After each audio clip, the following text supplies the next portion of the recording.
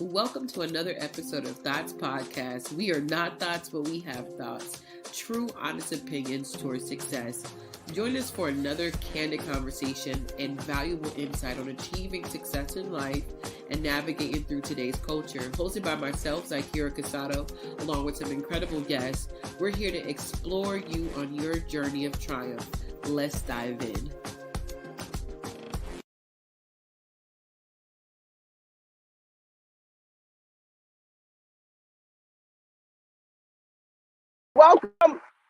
Welcome back to another powerful episode of Thoughts Podcast, where we are not thoughts, but we have thoughts. Some honest opinions towards success, and that's the way we get your attention. But I am excited because we always have a special guest come on, share their thoughts about whatever their industry is and what is the relevant topics of today. But the reason I'm excited about this gentleman is not because he's in fitness, not because he is basically a renowned personality online, not because he's a CPT or CSN, none of that. It's because I had so much adversity getting him on this show. I know for a fact that it's going to be explosive. So without further ado, I'd like to bring Rashane Deloach. I think he's out of Atlanta right now, but definitely welcome to the show. Thank you. I'm glad to be here. Yes, it's been great. Please tell me you can hear me. Yes, I can hear you. Right. Well, I'm excited to have you here. I know you have a powerful story, and it's funny because I've known you for several years online. However, I was talking to someone, they brought you up. How do you know Rashane? I'm like, we used to do business, and he's into fitness, and so I know that he's got a lot going on. He's like, man, you gotta go check him out. He's doing some great things, and so that's how we got here today. So, welcome. Well, I'm glad to be definitely here. tell us a little bit about yourself. The people that don't know you, tell us about yourself, your background. How did you get into your industry of fitness and all of that? Well, I have kind of a tricky background in general. I mean, I used to play sports, played football, basketball, and baseball, but more so known on the basketball side, where I went to Wofford College, and then I tried out for the NBA, but I had a little back injury, and so I studied in the business economics because one of the things I've always wanted to learn, have an understanding is about the world view, so that I can make decisions for myself and not base everything on what I see on TV. So that was always important for me, and that's why I studied in business economics. But as a hobby, I had all the sports nutritionist side because I call him Godfather number two, Roger, who was with the Hawks at the time, and then he went to the Dallas Mavericks, and now he's with the Knicks. He really helped me on the nutrition side at the age of, like 15, 16 years old. So I really been intrigued in nutrition since I was 15, 15 years old, into weightlifting, supplementation, things of that nature. So that's how I got involved in that. And then as far as my professional career, I kind of do the sports nutrition kind of on the side, to help people who are really sick, things of that nature, because I've been really focused on my kids doing the training. But as far as work stuff, I've been in the pharmaceutical cell industry. I used to do specialized lab testing services where I would help educate doctors on how to identify the underlying cause why their patients are sick, and then help them with certain supplement recommendations. And so most people are aware of this called integrative and functional medicine. 10 years ago, no one really knew what that name or that title was, but now today you see it more. Dr. Oz used it, Dr. Mark Hyman, Amy Myers down in Texas. A lot of those integrated functional medicine doctors you hear about now, I knew about them 10 years ago when they were kind of on a smaller scale. Now you see celebrities are talking to them and things of that nature. So nutrition has really been a part of my life, 46 now, been a part of my life since I was, 15 years old. I've always been engaged in that. Wow. Okay, so that's a lot. You've done a lot of great things. I didn't realize you were in fitness for that long. Yes. So I have like 1,000 questions going through my head at one time for what you said. So I'm gonna start off with the first one. I'm gonna do my best to remember them all. But you said that you experienced a back injury and you were in football and you transitioned to basketball, it sounds like, because you said NBA. I'm also Mhm. like in a state of recovery with injury, right? Just Mhm. going diving right into it. What do you think is the most challenging part of the process of recovering from injury? Well, the biggest thing is you got to really identify what the issue is. Science and technology has changed over the last 50 years.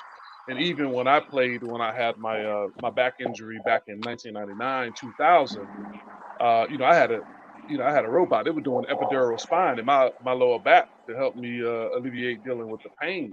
Steroid shots. Looking back today, it's amazing that I haven't been hooked on opioids because I was on, you know, muscle relaxers and things of that nature to get me through my senior year uh, in college. Something just told me I needed to get off of it once the season ended because I just, I've always had a thing. I can't be on medication every day. It just didn't feel right to me. So I'm surprised because now looking 20 years up, you see opioid epidemic is was wild, and so it's a very fortunate blessing that I didn't get hooked on it early on because I was on it for a good probably 2 months. And many don't know you can really get hooked on opioids after a week of being as early as a week of being on it. So, but I think when you're trying to recover from injuries, you just have to go through that physical therapy aspect. It was hard for me because this happened when I had this injury. This was the start of the basketball season in my senior year. And so the year before, I had some looks, I could probably, because of my contact, some looks as far as NBA, maybe second round, my junior year through my contacts. But I decided to go back to school so that I could get my degree. So I promised my mother that I would do. So I would get my degree. And then I had the back injury literally in October of 1999, and right before the season started. And just kind of going through that, it's really tough because I'm thinking I'm not going to be able to play anymore or the rest of that year, but I ended up toughing it out and played my entire senior year with basically a herniated disc and a bone spur. So, and I'm icing. That's all I remember. I'm icing, doing, 10 unit on my back, icing every day, taking, a leave and ibuprofen. Uh, it took me 2 hours to prep my body up before I could go to the game. To go to the game, I do that, and then by Yeah. nights I could barely walk. My back is killing me. But you just try to find your way through it. But it's definitely tough when you're dealing with those type of injuries. And I had to tough it out because it was my senior year. It's so funny because I'm not in high school and college, obviously, right? But I have gotten addicted to the game of flag football. And so Hmm. recently I had a very similar experience where I had to get ACL reconstructive surgery, and I had a biopsy or like they on my other knee they shaved my meniscus, which is nothing compared to an ACL reconstruction. So I'm thinking, oh, this is gonna be like 3 4 months. I'm gonna be back on the field. But that first week of pain, they put me on the opioids. But the second day that I took them, because the pain was that bad, 'cause I had locked in my leg, which is basically like a epidural in your leg. It shuts off everything. You don't feel anything. Hmm. But when it wore off, it was so terrible. I'm like, let me get those pills. But it felt such a relief that I started looking up stuff online. And I don't know if you ever saw the docuseries on Netflix about it.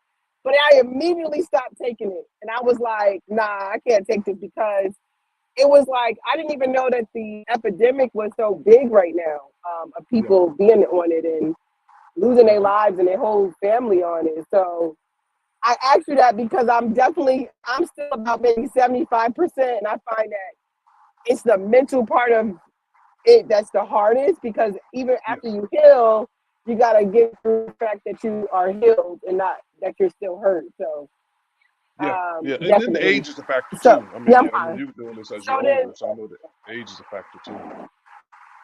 yeah, I'm like in denial because I'm knocking on the door of 40, but I really, really enjoy playing. But sometimes your body goes the opposite way, and it's tough. It's tough. It is what it is.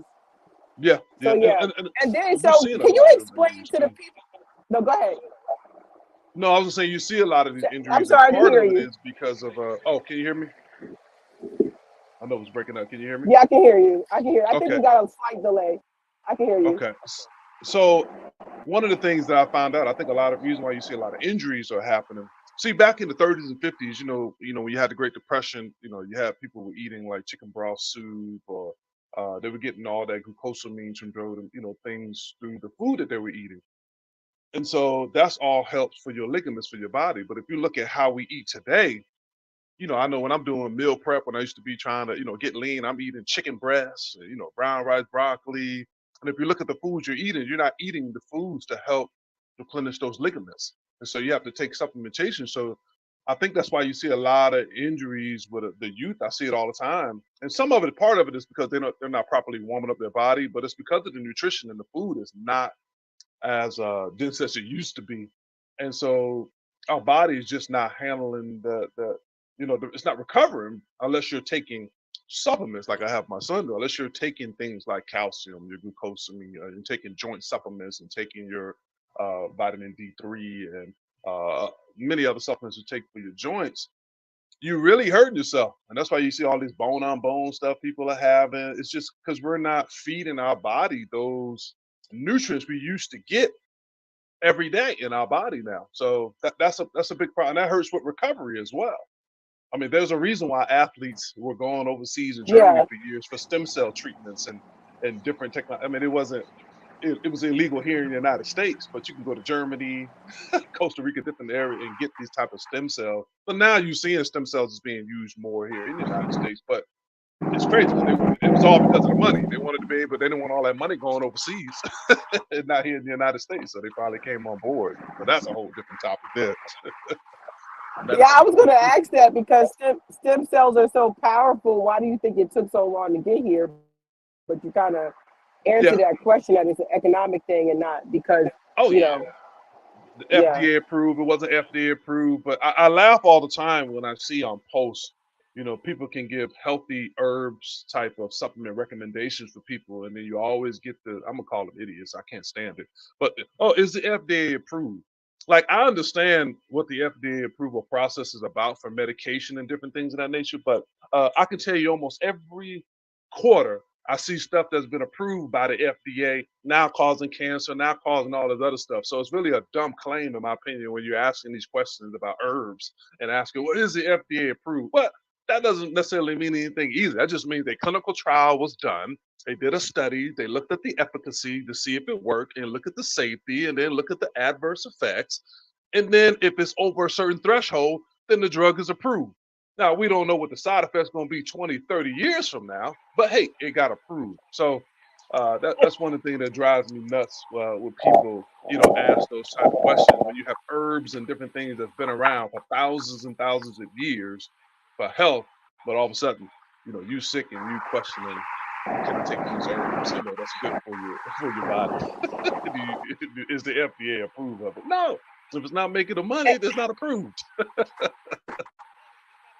and a lot of people don't know. And if they watch that, I can't think of what the documentaries are called, but if they watch that, so many people would understand how much politics is involved with what gets approved and what doesn't get approved. Yes. Because to be quite frankly, it's so silly to ask about a natural thing grown out the ground if this is more healthy or not. And a lot of people don't know that there's like over, I think, 60 something foods and different products that are approved here that other countries would never allow in a country, but we That's just right. allow it, you know. So being somebody that's into fitness, how do we overcome that? Like, how do we get through eating good? Like, because like right now I'm hungry, right? There's Yeah. behind me, there's a Chick-fil-A, there's this, obviously I probably couldn't get that today from there. There's an Applebee, there's all these different places. But going back Yes. to like the old school, just go home and cook. How come you think people don't think that they have the time, or even how could they prepare for the time to eat in a Well, way that in which it nourishes their body? yeah, I think a lot of it is a cultural thing as well. I mean, I was telling my son the other day, when I grew up, my mother would cook. Look, we only ate out like once a week. So she would cook on Sunday, And then that food would last Monday and Tuesday. And then she would make something Wednesday and Thursday. And then she would make my favorite. It was called steakums. It's basically what you would see at American Deli, the little hoagies with the meat, cheese, and with some French fries. That's what she would make for me on Friday. And then we would go eat at a restaurant, like a Red Lobster or something on Saturday. So 6 days out of the week, I'm eating cooked food at home. That was the culture. That's how it was. My grandma, my mother, my aunts, they cook food. We didn't eat out like that. So now what's happened is we're in a culture now where, and it is what it is. I grew up in a single parent home with my mother, but I also had male figures that my mother put me around because, when I was younger, she said, look, I'm not a man. So there are things that I can't teach you that you'll need to learn through these men I put in place through the church of where I was, and they helped me through that and gave me that balance.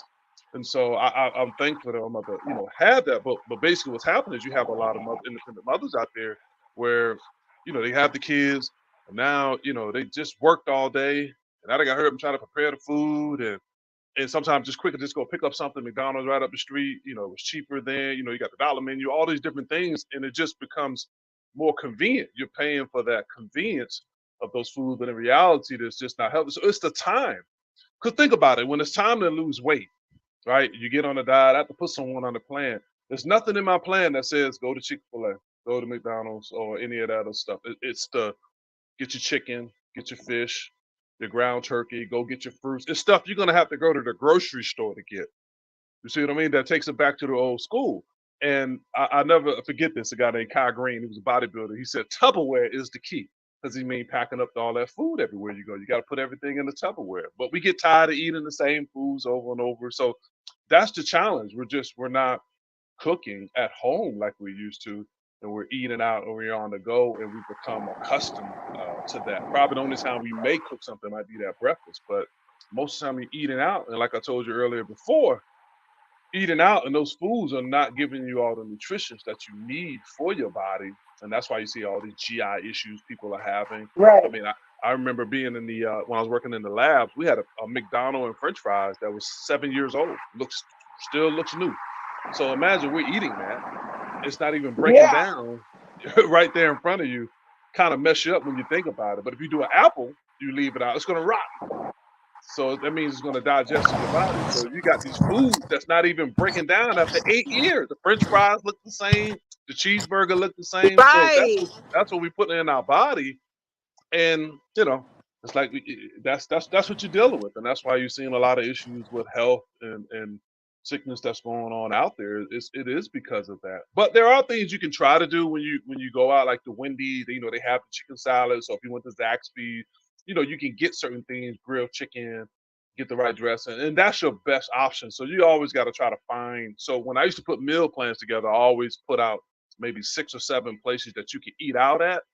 Or if they were going to eat out, they would text me where they were going. I tell them order this, and this, so you can break the foods down to what you need. So if you want to do it, it's just a complete mental shift you have to have if you're going to do it. If not, you got the money, you just, I'm up, let me go hit Chick-fil-A.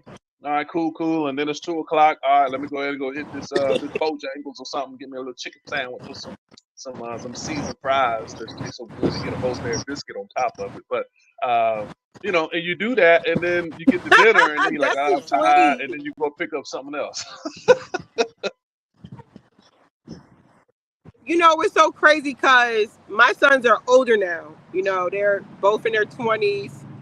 I can't believe that, but they are. And so I don't cook as often as I used to. But what I find for people is I always use Instacart now because I realized I was doing my budget. I was kind of looking like, Dad, I gained a lot of weight. How did I gain all this weight? So I started doing like a journal, just calculate how much. And I didn't realize, number one, it's way more expensive to eat out. Number two, it is also, you can't control what's in that food. So even if you have restrictions or you're trying to say, okay, is there really a guarantee to say that this is exactly how many calories in this? But, and whatever they put in it, you're at the mercy of that cook, right? Yeah, and so I'm not saying that it's a bad thing to eat out, but I do think, just like with anything, it should be an increment. So Yeah. It's interesting that me and motherhood, it was more healthier for me because I was able to, I had to feed them because at the time I definitely couldn't afford to eat out with two kids Yeah. as a single mom every single day. And so you make it work when you have to. Then when you don't have to, you still need to figure out how to make it work, because what is the percentage you would say is that contributes in regards to getting to the shape, size, and fitness goals that you really are trying to achieve? Like, is it 50-50 in regards to workout, or do you think what you eat is the majority of the percentage? 80, I would say between 70 to 80% is diet. And the other 30%, in that range, 30% is the way how you train. See, people go to the gym, but you don't realize how you train is also important as well. Dictating on what's your goal. See, everything I've ever done, and this is what I've learned doing this for so long, it's about customization. There is no one size fit all. So depending on your goal, that's one of the things that drive me crazy. I remember one time I had a client, she was probably about 240, 250, something like that. And I'm putting her, on plans, meal plans. All right, cool, I'll do this. And then I get the workout. She was like, well, I'm worried that, if I'm lifting the weights, I'm gonna get bigger because I'm gaining muscle. And I'm sitting here saying to myself, let's lose the fat first. Then we can worry about the muscle, because that's what's over the muscles. You know what I mean? Like that whole conception, like it takes years of dedication to eating right to get to some of the physique that you're thinking you might turn into. It's not that simple. It's the way that you eat. I remember one time I had a client, she weighed 125 pounds. She was eating over 3,000 calories and she was still slim. It was because her metabolism was the way that it was. And she was doing different cardio. So you can't go by that. Everything has to be, customized. But once again, no, think about it. You're only working out for that hour. How is something that you do for an hour and a half going to contribute to that much during the course of the day? It's going to be the diet and how you eat. Make sure your bowel movements are moving 2 to 3 times a day. People don't realize, back in the day, when you ate food, you would have a bowel movement literally 3 to 4 hours after you ate. That's the way the body's supposed to work. But now I ask someone, if they had a bowel movement, 3 days ago, 4 days ago, and then you wonder why you can't lose weight. But you're in the gym. It don't matter. You got to get that stuff out of your body. You got to. That's how you get it out. Right. You're not gonna run that off. That's just calories. You have to have a healthy gut to release that food out of your body and then replenish it with healthy foods in return. But that's that whole misconception. Think you can outrun it. Yeah, you'll lose 5 pounds. I lose about 4 to 5 pounds after I work out every time. And then after about 2 hours, it's all back. That's because that's water weight and different things. Other stuff that's involved in that. So, no, it's that diet. Everything you hear the joke, abs made in the kitchen. So it's all about the diet, the sodium. And once again, it goes back to your genetics. If you're, a bigger person genetically, there's just different things you're gonna have to adjust to. Because I remember one time I had this one lady, she was bigger, and I had her on the meal plan. She worked out that whole month, and I had to do measurements. This is when I learned. This is a long, long time ago. I should do measurements and not just go by the scale. So for that whole month, she's been eating good, doing what I say doing, working out, and the scale didn't change, but her inches dropped, and it dropped in certain areas in her upper Yes. body, but not in the lower body. So what it made me do was, okay. So I said, I'm glad we did that, because she was about to be discouraged because she's gone a whole month and the weight didn't change, but she's like, but my clothes fit different.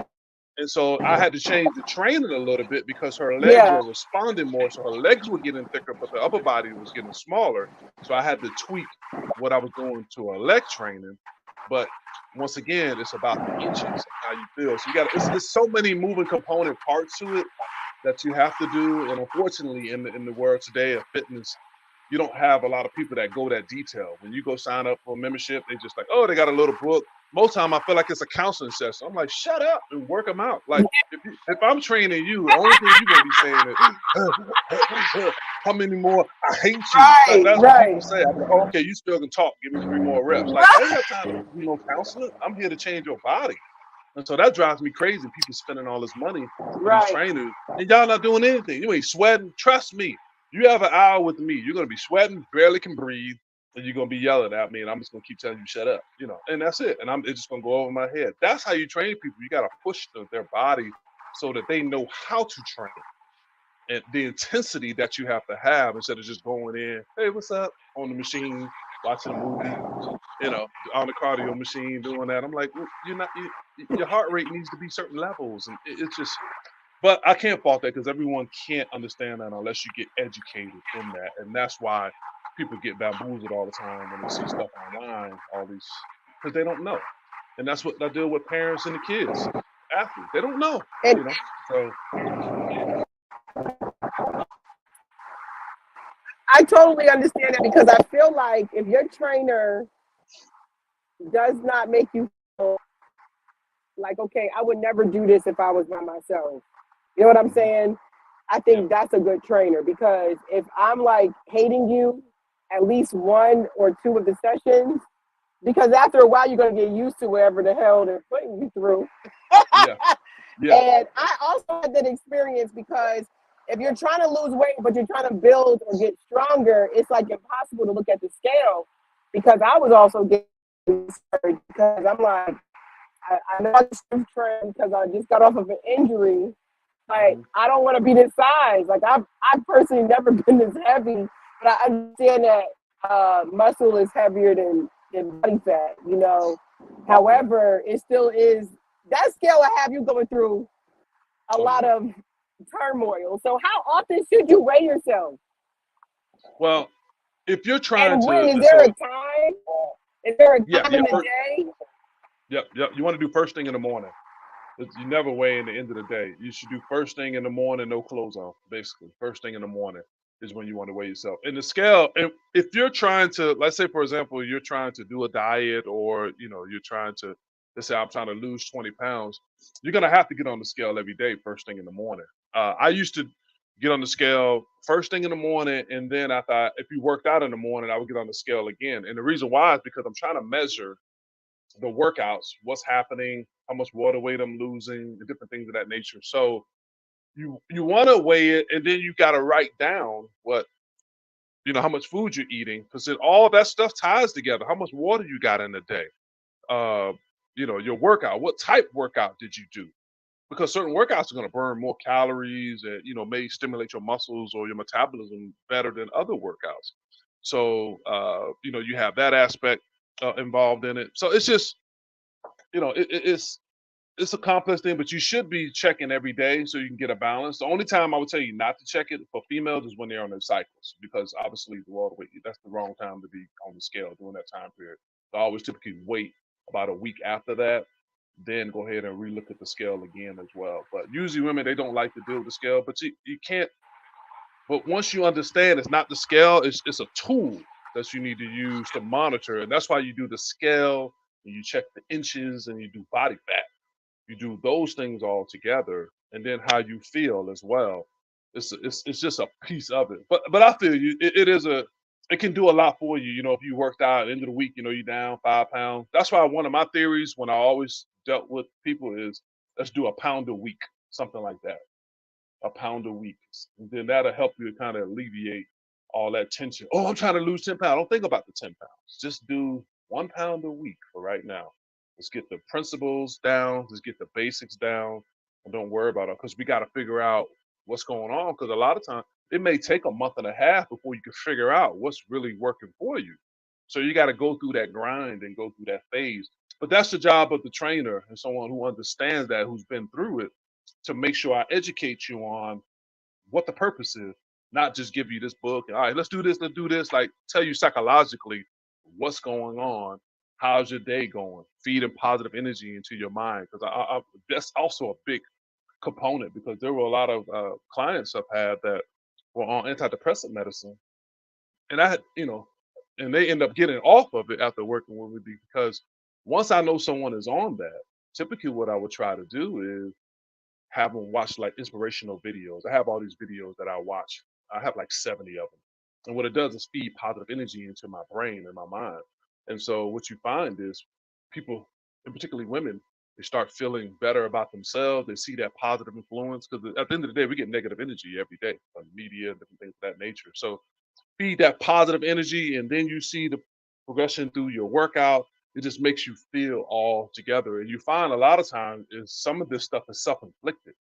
You think it's something wrong with you, but it's not. It's self-inflicted because you're not thinking positive of yourself, and you got to make sure you put things around you to help uplift everything, because all of that is tied together. And people don't realize that mental warfare, spiritual warfare, that stuff is real.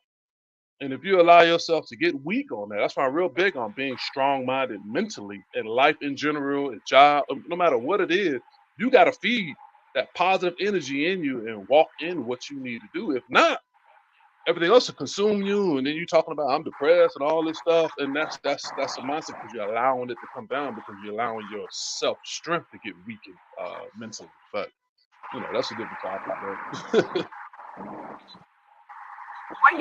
When you and I think definitely most things are mental, right? But when yes. do you think is the best time? Because you said it, you're going to go through your day and you're going to experience some form of negativity. And Mhm. if you're not careful, how are some ways that you can control that? Like, how do you protect yourself from getting too much exposure to negativity? And when do you watch those 70 videos? Is there a particular Yeah. time you do that? hmm Typically, so that's why I don't watch a lot of stuff on TV much as far as uh, dealing with the media. I may turn it on for a split second just to get caught on some stuff. I watch a little bit of news that way. And the shows you watch, people don't realize. This is funny right here. I remember when I first got married. I've been married 20 years. And you remember the show Cheaters, the old show Yeah, Cheaters. what's his They kept. name? The new dude, I the can't guy remember. from the guy from the biggest cheater ever is the host now. The one I forgot his name, but Oh Lord. he has like the two baby mamas on that one of those reality shows. Peter Guns. Peter Guns is the damn Okay. host of Cheaters now. Oh Lord. Yeah. Nah. See, and I was watching that stuff early on, and what happened was over time my wife would do something and my brain would trigger because of something I saw on TV on Cheaters. It got nothing to do with my wife. And so that's when I learned, 18 years ago, I was like, you know what? I can't be watching this crap because it's implanting things in me that she's not even doing, but it's feeding me and all that stuff. So I'm real big about watch things that's going to help uplift you. Watch comedy stuff or watch action stuff, or whatever, but don't watch the crap. Like I'm not a big fan of all them housewives stuff. People talk, all that divorce court stuff. All you doing is feeding that stuff in you, and you're gonna respond a Right. certain way to people in your real life. And you don't realize how subconsciously. I learned all this in philosophy class in college. You don't understand how you're feeding your mind that stuff subconsciously, that kind of energy, and then you're wondering why am I always in these type of situations when I'm dating, or or why dealing with these things, because you're looking for. If you want to look for trouble, it'll find you. All you do is look for it. So one of the things I would say for me Yeah. is I try to. So when I watch the videos, they're all on YouTube, and so I have it just plays. They're like people like man, I can't, like Tony Playlist. Robbins. They got all these people in the background. They're talking about different things, and then they got athletes going. Then it has the inspirational music in the background. And a lot of times I watch it at night before I go to sleep, or while I'm doing some work. It's just in the background because I'm feeding that positive energy in my mind as I'm doing work about being positive. You got to fight through it, and all this kind of stuff. So you should do it during the course of the day. So for me, that helps me. But for some people, if you're in the spirituality, the church, there's certain church music that you can listen to that help uplift you. You want to find that healthy outlet for you that feeds into you. If it's movies, for me, it was movies. Movies as well. Like that escape for 2.5 hours was beautiful for me. That it just I just get, because I was the only child, and so you have those imaginations. I used to do crazy stuff like wrestling myself when I used to watch wrestling back in the day in the room, and you have that wild imagination. But I watch movies because it puts me in it, and it's like an escape. The gym is an escape, so you have to make sure you're putting balance in your life. So you got to find those two or three things. If it's the videos, if it's the music, if it's meditation. Some people do the meditation. Learn how to do the meditation, because you just don't just sit there. There is a technique and a style to that, so you can calm your mind down to focus on what you need to do. So you have Yeah, to feed it in you daily. You have to. that alone is the art of meditation, is the ability to actually shut down And I know in the beginning of my meditation journey, it was hard. Like you like, wait, I'm always on go. And you don't even realize it unless you start. And we won't get into meditation. But do you think that people forget how incredibly powerful our minds are? Yeah. Because I Yeah. think a great example, because I don't particularly like those reality shows because I believe in imagery. I believe you believe when the things in which you put in, you're going to get out. I believe in all of that. But do you think that people even know or even can really conceive that our minds are really that powerful? Because I don't know if people even do personal development, because that's all the driving. Do you think people know how powerful their minds are? No, I don't. Not now, because unfortunately, in this particular generation that we're in with youth, it's not being taught. I'm 46. So when I came up, it was taught. And unfortunately, it's my generation of adults that's kind of where it has shifted a little bit. And they're not teaching those things. That's why it's so important to me with my kids. I've been teaching this to them since they were little about who they are, what our beliefs are, about working hard in life. Like, I always tell them, like, one of the things, like, when I have a couple of quotes, like John Maxwell, that says, attitude is not everything, but it's a difference maker. And what that means is I can't control what goes on in the world. Bad things are going to happen to everyone. It doesn't matter if you're a good person or bad, things happen. But it's our decision and our choice to decide how we're going to treat people. So I learned a long time ago through church, like, I am not going to empower another human being to have that kind of power over me subconsciously. So I learned a lot of that early. So a lot of those foundations have to be taught early so that you have those foundations. So when you go through life, then you can figure it out. But today, because of, drugs, the medication, that's why people run to those other things, because they're not taught to, like, hey, if you're feeling down, you need to slow down, go to the gym, go work out, or go to the movies, or go out in the park, go hiking, get up in the mountains somewhere, and get away from people for a couple of days, and turn TV off, phones off. They're not being taught that, and they're just fighting and just going through all this stuff daily. And I really believe in life, you really have to prepare people with tools. I really feel the reason why I've been married 20 years is because we went through marriage counseling for a year before we got married. And because a lot of times people might get that marriage counseling for a couple of weeks or whatever, and they get a couple of things in maybe that month, and that's it. But the reason why I liked it for the year is because we would continue getting tools as we're still in the relationship over the year before we got married, because things changed. Obviously, we dated in the first 2 months, and then 4 months, 6 months. uh People change during the seasons. I was going to write a book when I was in college, talk about the 4 seasons, how people change during the season, dating cycles. Oh, it's crazy. There's a lot of patterns and stuff that's out there that people don't realize. That's why I said I wasn't going to get married unless I knew that person at least for a season. That was basically a year. And I got married at 2 years, but that because people change. Like, you got to let things reveal itself over time so you can know what you're dealing with. So I really believe a Amen. lot is about Amen. preparation. Preparation. So 20 years, and we're not far in age. You only got me by about 6 years, so we're about the same generation. What Hmm. keeps, and I think you already gave one of the things, which is marriage counseling beforehand.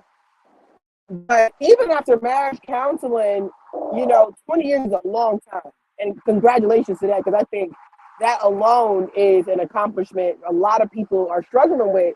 And I want to know, Hmm. what do you see today, from your perspective, in addition to counseling, is why so many people have a struggle with finding that person. And when they do find that person, what do you think is some key things to keeping that relationship alive? Well, you probably will laugh at this, but I always felt that I was going to be married, and I was going to be married one time. It was a mentality. Divorce wasn't going to be an option for me. Um, because I grew up, I basically was raised by women, because I was raised by my mother.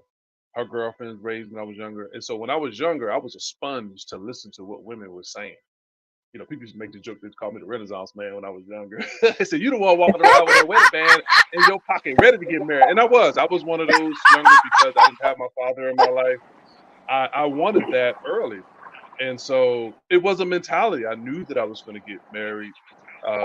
One time, divorce wasn't going to be in there. And then also looking for the types, my wife, the spouse, I made sure that there was a base of commonality between us.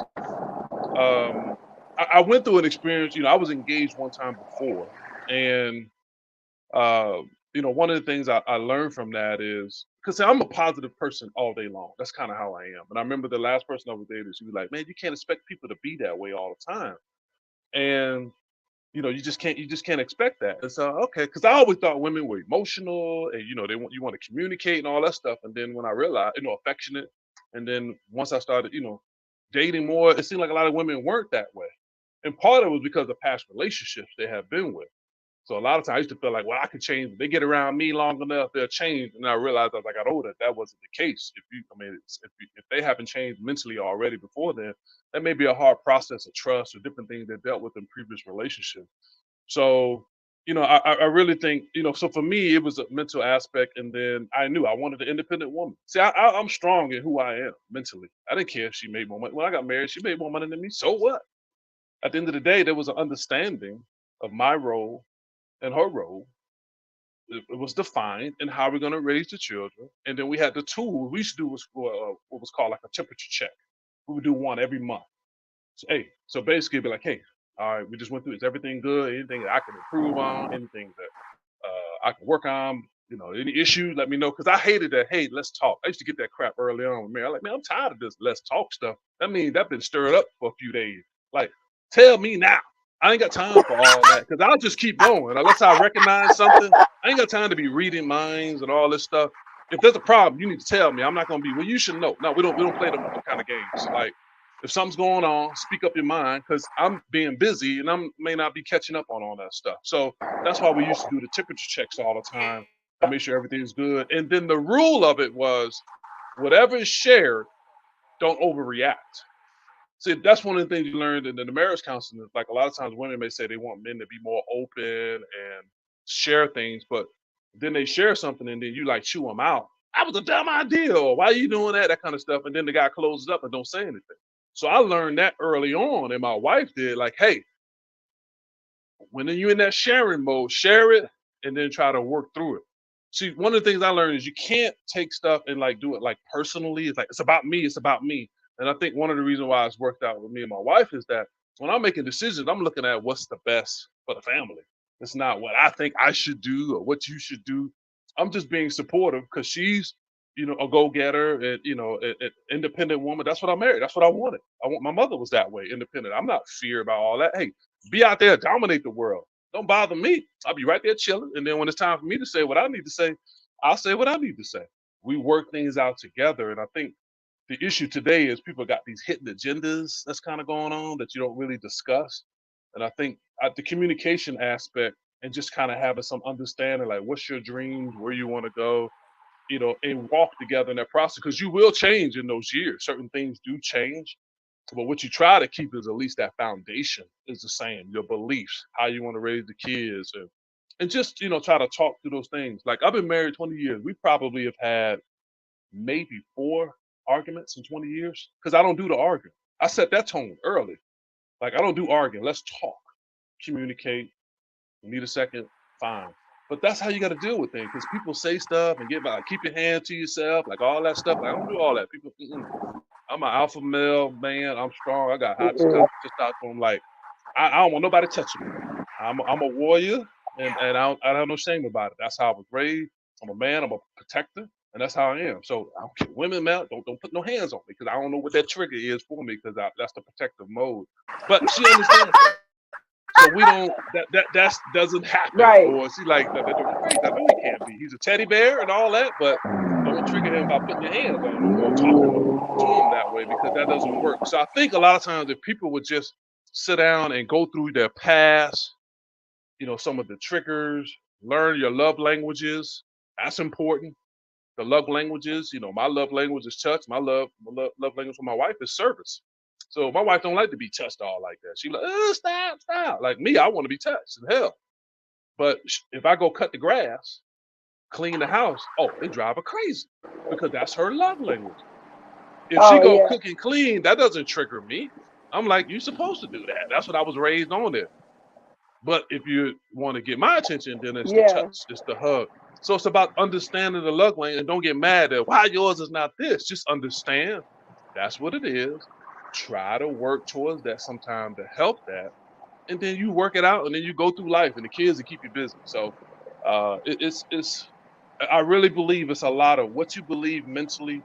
And if both of you on that same page, you work through that stuff, and and just communicate what's going on and what you're feeling, and you just work through that process through prayer, and that's it. But I really believe 100%, and I tell my kids, I believe a lot of it is mentally how you think, what you think of yourself, and what you want in life.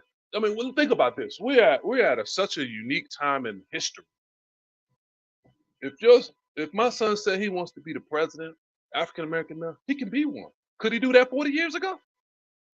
If you want to be an astronaut, like you today, if you have a dream, you can map it out and fight towards that when you couldn't do that 30, 40 years, over 40 years ago, you couldn't do that today. So the excuses and stuff just doesn't work with me. Let's just work that path and, put your best effort to it, and what you need help with, we help each other out with. So, I mean, that's what I would say with that. At the end of the day, I think it's, if you want the marriage to work, there's definitely got to be a communication between both of you, what our goals are, what we want in life, and communicate, and don't do all that arguing. Like I said, we've had maybe 4 mini arguments. Let's talk. Arguing doesn't do anything. Doesn't do anything. No No, point it gets doesn't. made. It doesn't do anything. So, and, and I won't say marinate on this, but do you have single friends who you see may struggle in this area? Do you find that, because it sounds like, and you can correct me if I'm wrong, that you courted, that you were intentionally looking for the person in which that you wanted to be with, right? Yeah. Do you think men just don't do that, or do you think that people are consuming themselves with media? Because I do think there's an agenda, because I'm like, everybody cannot be experiencing this, right?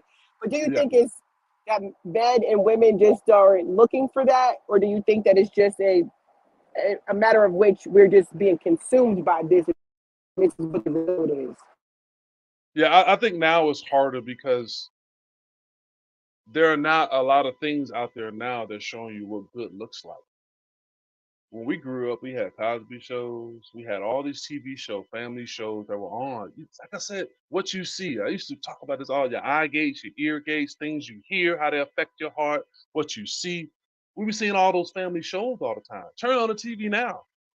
Like it's like friends living together, or like it's just not things out there that's helping you to give you the idea of what family should look like. Now it's all kind of stuff that's out there. So So true. I think that's really the biggest challenge out there, is that we're not seeing what I feel what good should look like.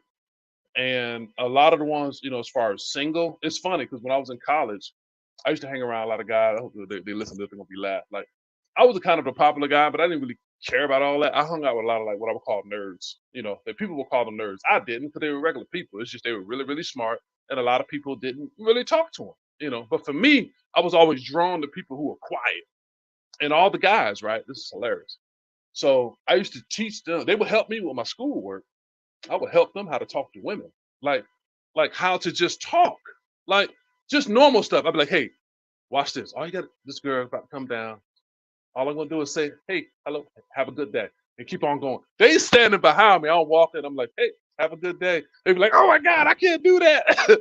And so over the 4 years, I would just tell her, hey, it's about conversation. It's about, just saying hello. It That's the is. first step. And you want to laugh. I'm gonna tell you what's funny. When we graduated, out of those 5 guys, all of them were married within the next 4 years, and all of them are still married to the same woman. So they in that same boat as well. You might need So to. and then they You got might married need to before I add. did. That's You what might was need funny. to They add got married before me. relationship training. See, you might be onto something. You might need to do relationship counseling too. Oh Lord, I tried that with people, but part of the problem is people won't you got to unveil a lot of things, and have to be vulnerable to different things Yeah, that you need, and a lot of people don't want to do that. And so if you don't, then you can't help. That's like giving somebody a meal plan, diet plan, and then they're like, "Well, I can't do it." Okay, then there's nothing we can do. then I I can't mean, you help know what you you. have to do, Right, but you can't force it on people. Yeah, and it's hard because you're dealing with two people, so two people have to be kind of like-minded. So you can be all in it, but the other person may not be. And so it's harder right. now because the generation we're seeing now, a lot of this is not being taught. Like I'm looking at all this dating stuff that's going on, and women are saying, "Oh, I won't pay this, won't do that," and I'm like, I'm looking at my son, and he recognizes, he's 17, and a lot of that stuff, and I know I've done my job. When he see it, it's a huge turnoff to him because it shifted. It was a time when it was like, "Hey, I want to be home." I mean, let your wife be home when you go work and all that stuff. Like time has changed. Cost is higher. I mean, you got Yeah, childcare costs as much as a mortgage, and I mean, you got all kind of stuff. So both people are gonna have to work. That's just the new. You got to accept that. Both parents that's gonna my have to that's work my in this industry generation. though. That's my industry. I said that's one of my Yeah, industries. So I ain't got the child care part. But you're right. You're yeah. right. And don't you think that today people think more transactional versus futuristically of what two people really can build in regards to legacy? Yeah. Yeah, you're seeing that more now. That's why you're seeing the prenup stuff that's going on with people. And I understand that from a celebrity standpoint. See, that's how I've adapted. If I was a millionaire and all that, I would have that too because of what you're seeing that's going on in general. And people just look, I came from that background. I've been around the NBA players and women. So I've seen both sides. But one thing I've learned, I don't allow things I see dictate how I'm going to treat you as a person. But I've seen all that stuff, living in Atlanta. I've seen a lot of that growing up. What things can go on, how some people can get trapped. Like it just drives me crazy when I see guys. I'm like, you got 8 different women. Like you're gonna be broke. Like I just don't understand it, but I do understand why. But it's just it's just crazy. And like Cam Newton was talking about out on his thing. Oh, it's beautiful. I'm gonna have a family. You got 5. There is nothing normal about you know saying that, hey, I got 5 different baby mamas and the kids, and think that yeah, you may have the money, but there's no way that the time is being spent correctly with everyone. There are different challenges, like that's just Right. Because I don't know how impossible. people do Somebody's with not getting fed. one kid. Yeah, it's just not. And I Yeah, understand you or got the someone's not money's getting good. just because Yeah, yeah.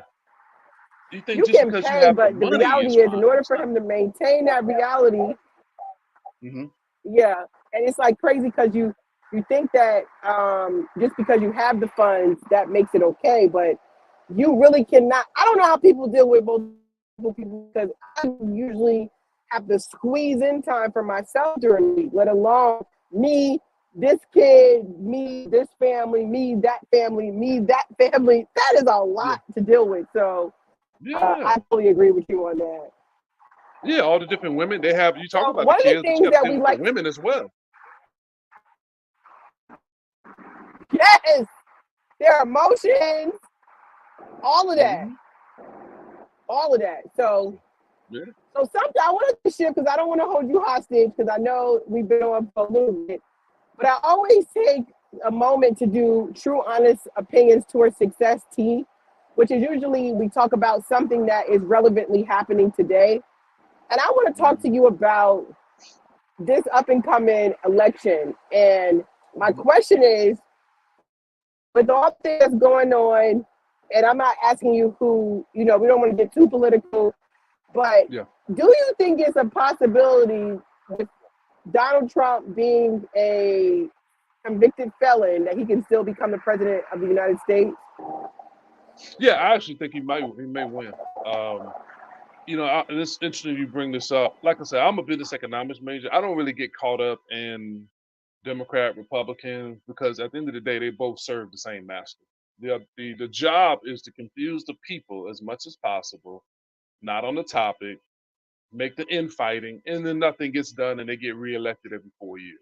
I'm sorry to tell you, but that is the game plan. That's what they do. The only time you've ever seen a Republican and Democrat work together is when the Tea Party, doing when President Obama was in, when the Tea Party started to rise up.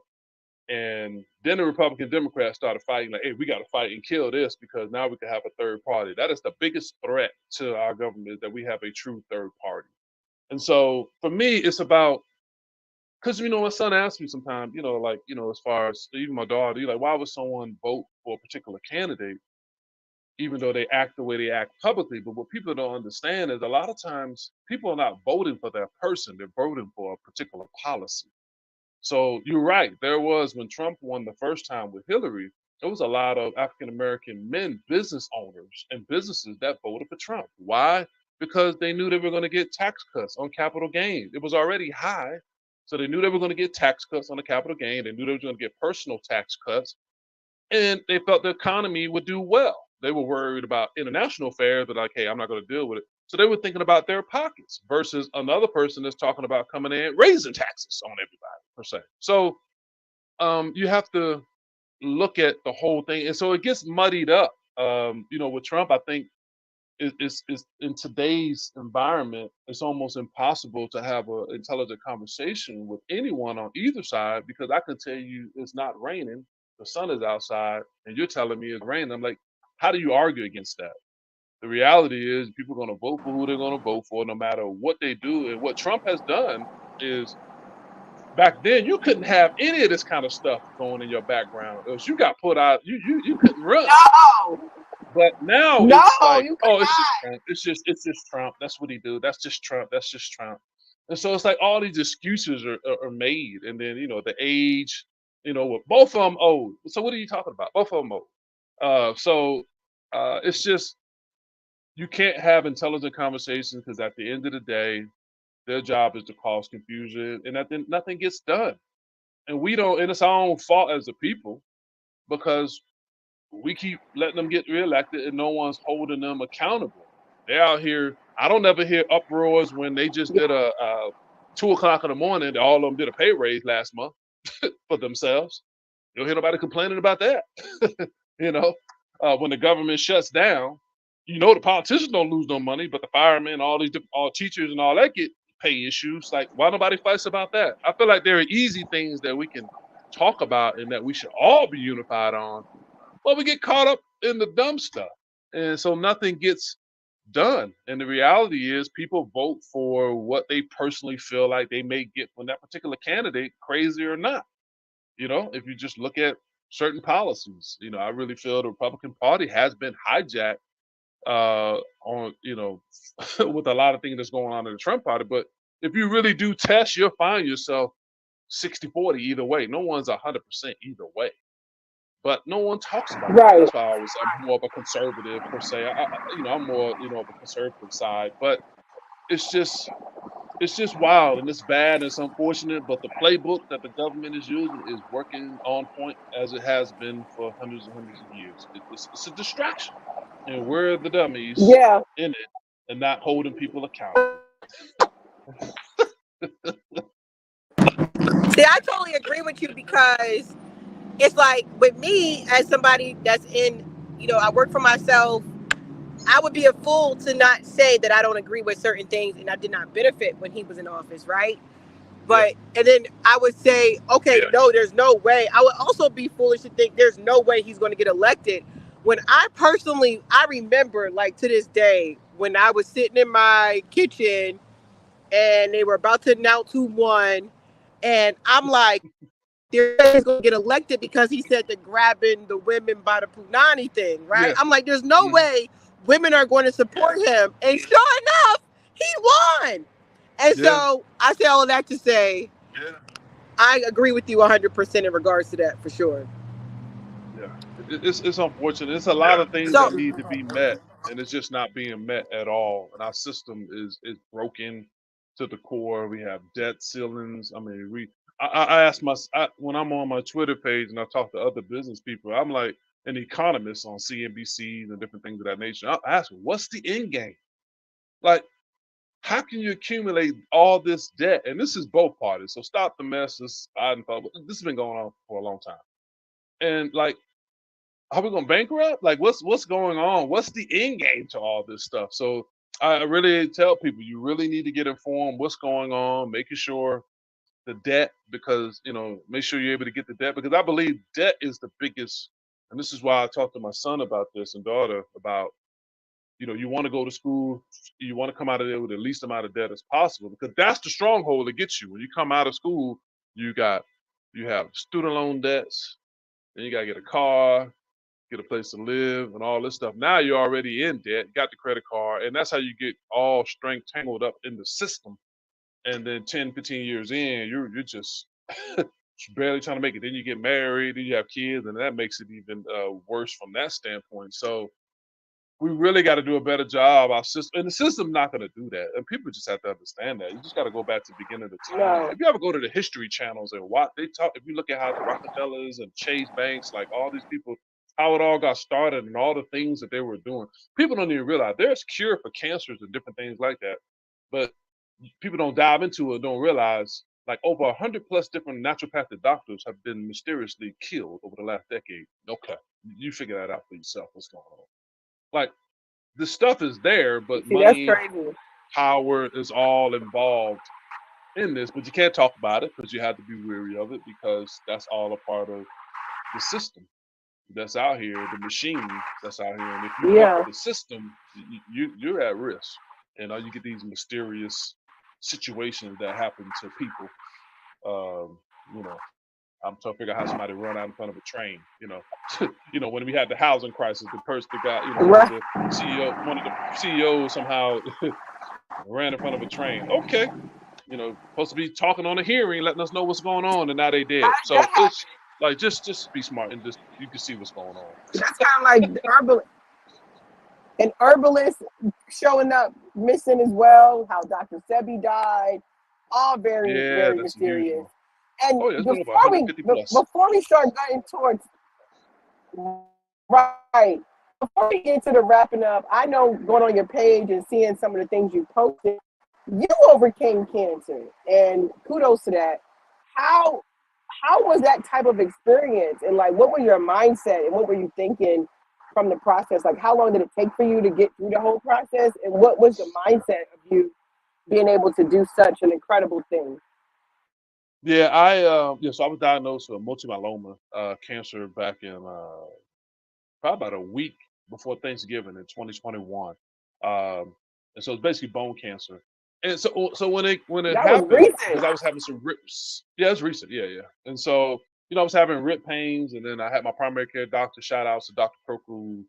He was like, "Man, your blood, everything I'm running normally looks fine, but you're in pain. Something's not right. I couldn't let you leave out of here clear conscious, so he had me go get a CAT scan done on my ribs, and then that's when they found those lymphatic lesions, like dime size, all in my bones, in my hips, my lower back, and my ribs. And he actually said I had broken ribs at one point, but I never knew it. So, and so we did that, and then he referred me to one of his buddies, oncologist, Dr. Peacock, and we went through the treatment with the therapy. Now, keep in mind, multiple myeloma is usually people who catch this bone cancer typically are in their 60s. So, at this time, I'm like 44.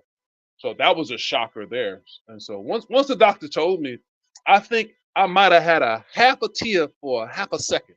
And then I was like, all right, well, what's next? What do we do? And they gave me a plan. We had a protocol that we did. I was doing oral chemo, immunotherapies. I was doing, IVs. There was a process I had to go through. And in the first 3 months, 90% of the cancer was already gone. But I went through and did a stem cell Mm. transplant, bone marrow stem cell transplant that April of 2022, and that was rough. About a good 10 days. Now I will say all this to people because I know a lot of people were. I didn't really talk much about it when it happened until after I went through it, and because I'm a healthy guy, and so people were really shocked that I would have something like this. But one of the things I will say, the reason why I did respond well was because I was in good shape.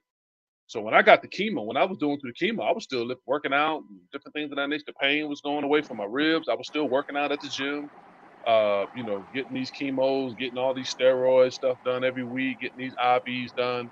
And it wasn't until I got the stem cell transplant that's when that's when you got to take an IV of chemo, and that was how I thought I was Right. dying the first 10 days, and then they extracted my stem cells and put it back in me the following day. And for about 10 days, I mean, I felt like I was straight up dying.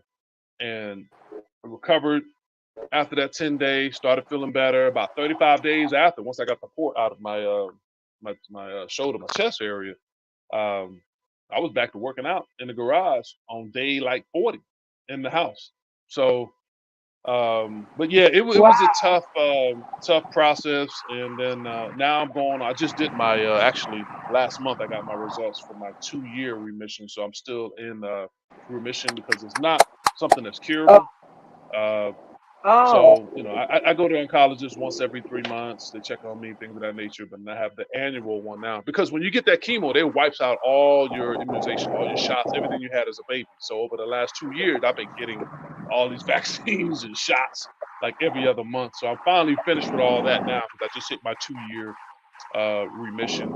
And so yeah, it was a tough process going through it, but mentally, I took it like everything else. I never got down or anything like that. I think what it did after I went through the treatment, it made me, I already appreciate life anyway, but it made me look at things a little bit differently because I have to find the balance of this is not something yeah, that's been cured.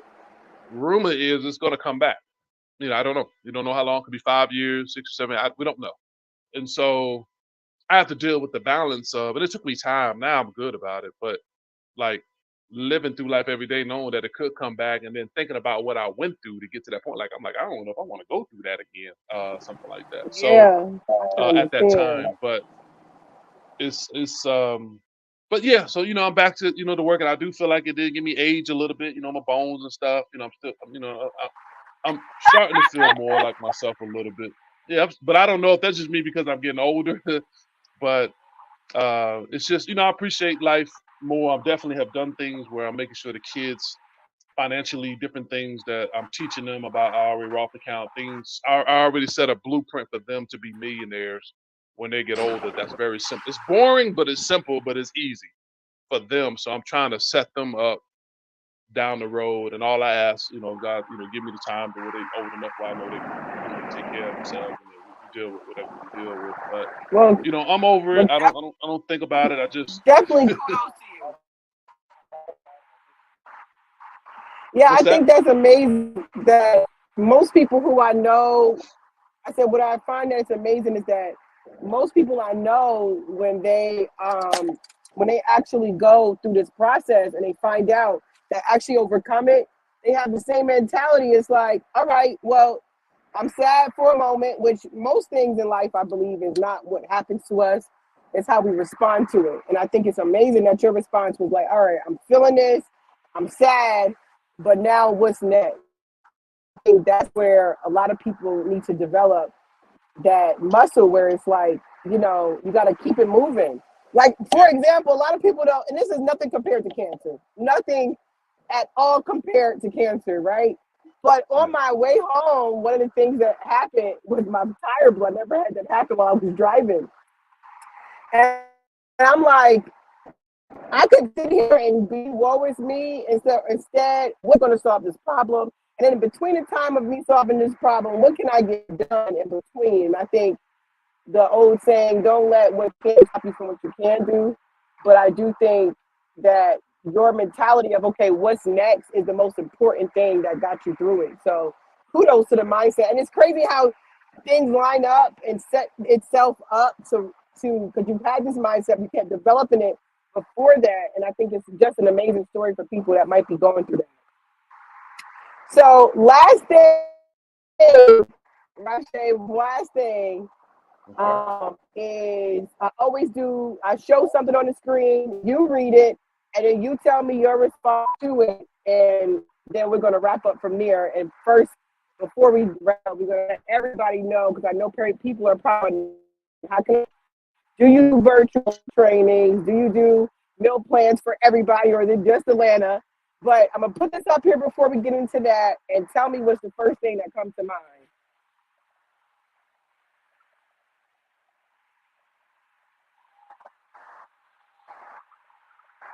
Can you see it? No, it hasn't pulled up yet. It'll pull up on the screen. Yeah, it says health is wealth. It says health is wealth. What comes up? Oh, the health is wealth. So, Hold on. yes. What comes First to mind thing when that you comes when you to think mind, it is? health is wealth. First thing that come to mind. Health is wealth. Well, I always say you gotta make sure you take care of your body. One body and your mind, and you got to take care of yourself first so that you can get that well. That's one thing I can think about with that. But no, it's you gotta. Yeah, if you're not alive, you're not healthy to do what you need to do, then that's gonna be a problem. So yeah, health is definitely wealth. Taking care of yourself, the wealth for your body, so you can live the life. But as far as what you can control, you know. Absolutely. And we not at the same time we not sitting okay. So definitely, if the people if people want to follow you on IG, it's RD Fit for You, and X, for those of you who don't know that might be living on the rock, that is the new age Twitter. So on Twitter is RD Fit for You as well.